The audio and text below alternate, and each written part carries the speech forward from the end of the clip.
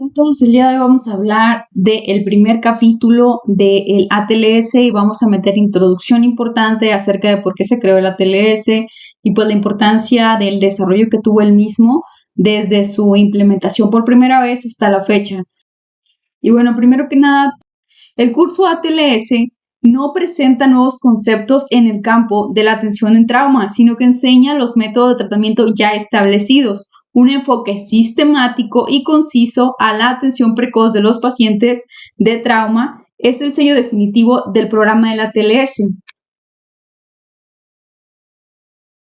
Ahora, ¿ustedes saben cuál es la primera causa de muerte por trauma? ¿O cuál es la principal?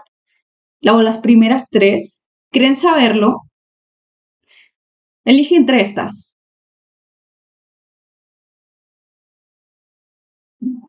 ATLS y a la OMS, más de 9 personas mueren cada minuto por lesiones o actos de violencia. Esta es la realidad sobre las principales causas de mortalidad por trauma. ¿Esperabas que fuera así? He ahí la importancia de que sepamos manejar de manera adecuada a los pacientes politraumatizados. Hay 3 puntos importantes de tiempo en los cuales los pacientes que sufren un trauma mueren. Fue descrita por primera vez en 1982.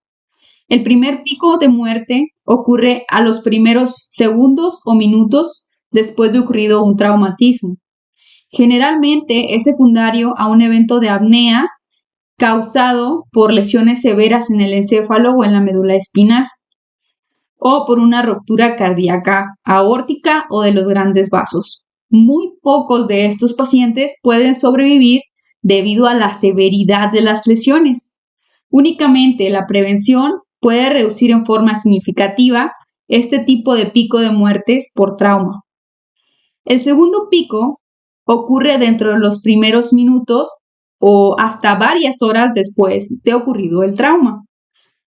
Durante este periodo, las muertes se deben principalmente a hematomas subdurales, epidurales y a hemoneumotórax, también a ruptura esplénica, a laceraciones hepáticas, a fracturas pélvicas y a la presencia de otras lesiones múltiples asociadas a la pérdida significativa de sangre. Por último, el tercer pico ocurre varios días o semanas después de ocurrida la lesión primaria o traumatismo y suele ser causa de sepsis y disfunción orgánica múltiple.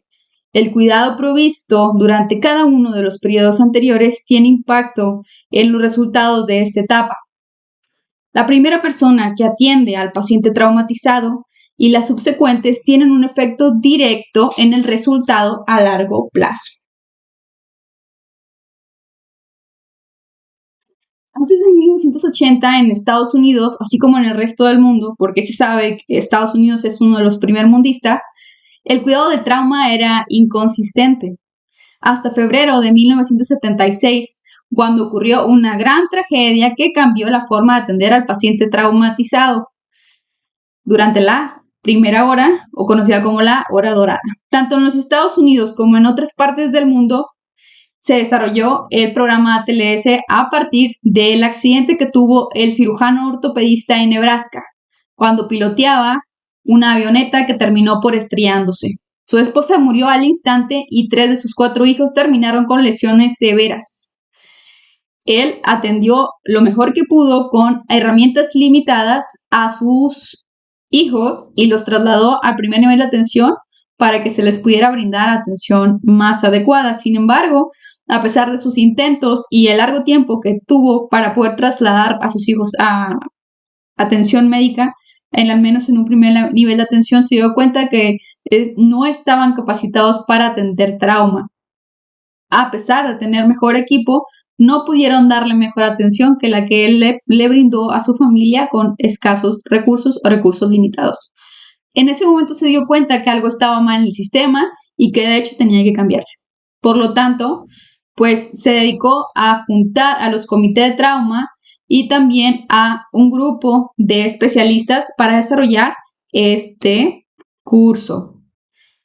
En 1980 fue que de hecho se probó por primera vez como pues un protocolo de inicio y posteriormente se fue implementando en diferentes partes de Estados Unidos y después en el resto del mundo hasta como lo conocemos ahora.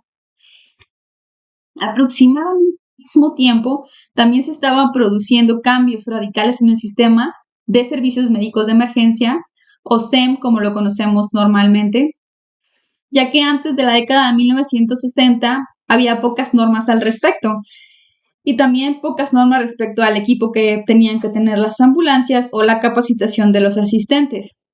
Como tal, no estaba vista como una oportunidad para iniciar atención, sino nada más un medio de transporte para los pacientes.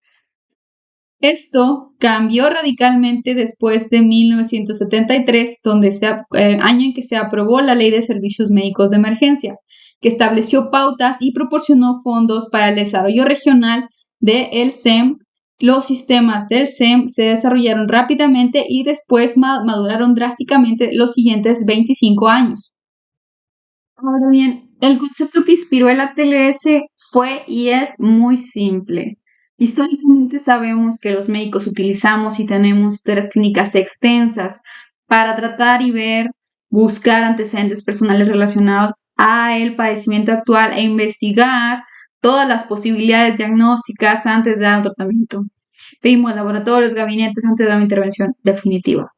Esto es adecuado para pacientes con enfermedades crónicas, padecimientos que tienen mucho tiempo, hipertensión, pacientes geriátricos que requieren a lo mejor una investigación previa del tratamiento para dar un tratamiento oportuno al paciente.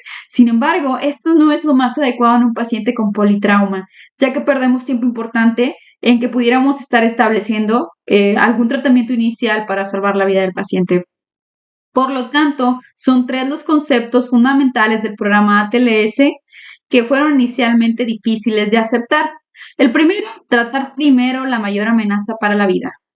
El segundo, a falta de un diagnóstico definitivo, no debe de ser y no debe impedir la aplicación del tratamiento indicado para salvar la vida del paciente o mantenerlo con vida al menos. Y número 3, no es indispensable tener una historia clínica detallada para iniciar la evaluación del paciente con lesiones agudas. El resultado de esto fue el descrito previamente ABCD para la evaluación y tratamiento del paciente traumatizado. Estos conceptos también son cohortes con el hecho de que en muchas circunstancias el cuidado de los pacientes traumatizados es un esfuerzo de equipo, permitiendo que el personal médico con experiencia y habilidades especiales brinde cuidado simultáneamente bajo el liderazgo del cirujano. El curso de ATLS hace énfasis en que las lesiones por trauma producen la muerte en ciertos periodos de tiempo. Por lo tanto, será importante poder abordarlos conforme vayan apareciendo. Por ejemplo, la pérdida de la vía aérea conduce a la muerte antes que la pérdida de la capacidad para respirar y esta a su vez mata más rápidamente que la pérdida de volumen sanguíneo circundante. Asimismo, una masa expansiva intracraneal es la siguiente causa de muerte más frecuente. De ahí la memotecnia A, B, C, D, E, por sus siglas en inglés. Y define específicamente el orden de prioridades que debe de seguirse en la evaluación e intervención en todos los pacientes lesionados. Siempre es importante mencionar que si existen hemorragias exsanguinantes, sí deberán de mitigarse, controlarse antes de seguir avanzando con el algoritmo. Entonces tenemos que A, vía aérea, hay que con protección de la columna cervical, B de breathing, respiración en inglés, C de circulation, detener el sangrado, siendo pequeño, claro, D de déficit neurológico o estado neurológico y E de exposición, de vestir y ver el ambiente con control de temperatura. Y bueno amigos, llegamos al final del video. Regálame un like si no lo has hecho y suscríbete si te gusta ese tipo de contenido. Déjame aquí en los comentarios si tienes alguna duda y si quieres puedes dejar algún tema que te gustaría ver en el futuro. Lo tomo en cuenta y me interesa su opinión. Cuídense mucho. Hasta luego.